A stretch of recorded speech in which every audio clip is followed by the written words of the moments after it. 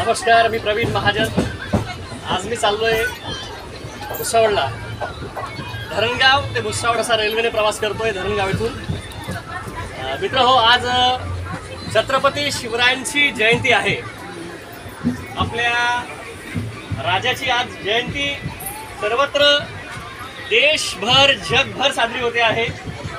थेट टोकियोपर्यंत, जगातल्या कानाकोपऱ्यापर्यंत आपल्या शिवरायांची जयंती आज उत्साहात साजरी होते आहे. एक गीत म्हणेल मी, एक कडवं म्हणेल. शेर शिव का संभा, शेर शिव का संभा, इस धरती की शान है.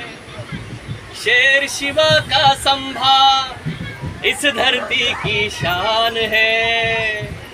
राजा शिवबा सारे जग में महान है.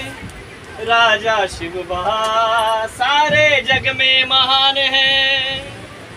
शेर शिवा का संभा, इस धरती की शान है. मित्र हो, छत्रपती शिवरायांनी कधीही जातीभेद केला नाही. जातीभेद तर आजचे राज्यकर्ते करतात. हिंदू असो, मुसलमान असो, कुणीही असो, प्रत्येकावर मनस्वी भरभरून प्रेम करणारा आपला हा राजा होता. या राजाचा जन्म शिवनेरी किल्ल्यावर 19 फेब्रुवारी 1630 रोजी झाला. शहाजी राजे आणि मा जिजाऊच्या पोटी एक तेजस्वी रत्न जन्माला आलं. आणि या राजाची जयंती सर्वत्र साजरी होते आहे. मी देखील भुसावळ येथे शिवजयंती साजरी करण्यासाठी जातोय. आज त्या ठिकाणी एक वक्ता म्हणून मला बोलवण्यात आलेलं आहे. त्या ठिकाणी देखील मला शिवाजी राजे सांगायचं आहे. मित्र हो, जिजाऊ सारखी जर आई असेल तर आपली मुलं ही नक्कीच कर्तृत्ववान घडतील. जिजाऊनं मुलाला जे संस्कार दिलेत, घोडेस्वारी असो, तलवारबाजी असो, युद्ध कौशल्याचं जे ज्ञान असो, ते मा जिजाऊनं दिलं. आणि आम्ही मात्र आमच्या मुलांच्या हातात काय देतो? मोबाईल देतो. आमचं लेकरू मोबाईल दिलं की कसं शांत होतं. त्या काळामध्ये मोबाईल नव्हता, पण जिजाऊनं आपल्या लेकराला संस्कारांची शिकवण दिली. त्या शिकवणीतूनच आपल्याला छत्रपती शिवाजी राजांसारखा एक आदर्श राजा मिळाला. म्हणून आजच्या आईनं जर जिजाऊ व्हायचं ठरवलं असेल तर तिनं स्वतः मोबाईल कमी पाहिला पाहिजे आणि मुलांना तर तो मोबाईल देऊच नये. कारण आज आपण पाहतोय मोबाईलचे परिणाम काय आहेत ते. म्हणून मित्र हो, नेतृत्व, कर्तृत्व, दातृत्व कसं असावं तर ते छत्रपती शिवरायांसारखं असावं असं मी ठामपणे आपल्याला सांगू शकेल. त्यानं स्वराज्यातीलच नव्हे तर शत्रू पक्षातील स्त्रीचा देखील आदर केला. कल्याणच्या सुभेदाराची सून, त्या सुनेचाही आदर केला. तिला बघताच महाराज म्हटले, माझी अशी आई झाली असती तर मीही हिच्यासारखाच सुंदर पुत्र निपजलो असतो. हे वाक्य आहे छत्रपती शिवरायांचं. आणि या छत्रपती शिवरायांनी त्या मातेची खऱ्या राणाने ओटी भरली आणि तिला सन्मानाने घरी पाठवलं. असा होता आमचा हा आदर्श राजा. आणि या अशा आदर्श राजाला मी माझ्या काव्यपंक्ती या ठिकाणी सादर करेल आणि थांबेल आणि आपला प्रवासी आपण असाच सुरू ठेवूया.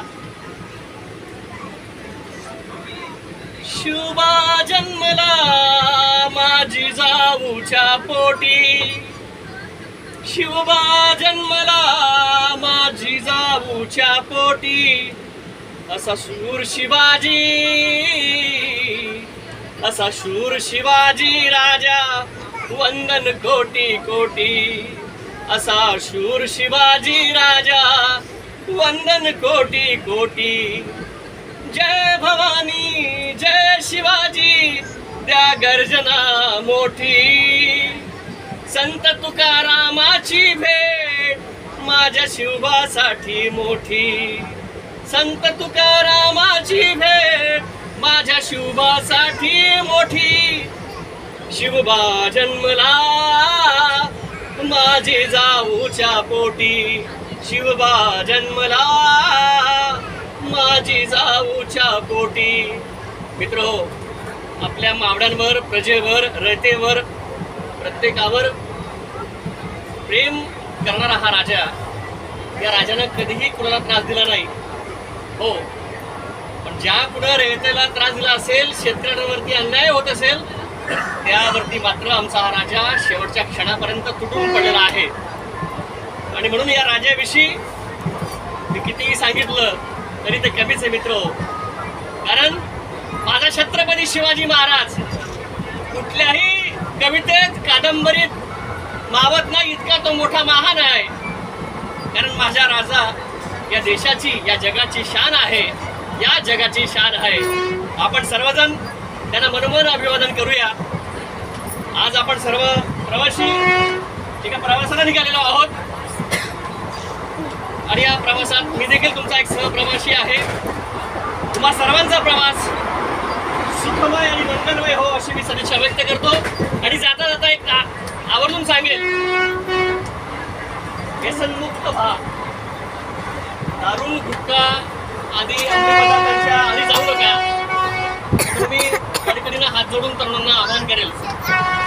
दुसरी गोष्ट, या देशामध्ये नव्हे जगामध्ये सध्या आता आत्महत्यांचं प्रमाण प्रचंड वाढलेलं दिसतंय मला. आपल्या भारत देशामध्ये जवळपास दर वर्षाला 1.5 लाख लोक आत्महत्या करतात. अनेक कारण आहेत त्याला, पण कारण छोटीशी असतात, काही फारसं नसतं कारण. पण तरीही आजचा तरुण, आजचा शेतकरी आत्महत्या करतोय, हे दुर्दैव आहे आपल्या देशाचं, जगाचं. म्हणून मी विनंती करायला आलोय, या रेल्वेत, या प्रवासात जे प्रवासी या ठिकाणी बसलेले आहेत, त्यांनी कृपया कितीही संकट येऊ द्या, जीवनाचं काही होऊन जाऊ द्या, शेवटच्या क्षणापर्यंत काही येऊ द्या, कधीही आत्महत्या करू नका. मुस्लिम धर्माच्या कुणामध्ये आत्महत्या करणं पाप म्हटलं गेलंय. आपल्याही हिंदू धर्मामध्ये साधू संतांनी याला, आत्महत्याला तमोगुण म्हटलेला आहे. म्हणून आपण कधीही आत्महत्या करू नका. इतकं सुंदर हवा, इतकं सुंदर हे आयुष्य आहे. मी पाहतोय खूप छान रेल्वे आहे, लोक बसलेले आहेत बाहेर. आपण पाहतोय खिडकी वाटे, किती छान जग आहे नाही, पण तरीही माणूस आत्महत्या करतोय. विनंती करेल की आयुष्यात कधीही आत्महत्या करू नका, आनंदाने जीवन जगा. आणि जगण्यातच खरं जीवन आहे हे समजून घ्या. एवढं मी आपल्याला सांगतो आणि थांबतो. जय हिंद, जय भारत, धन्यवाद.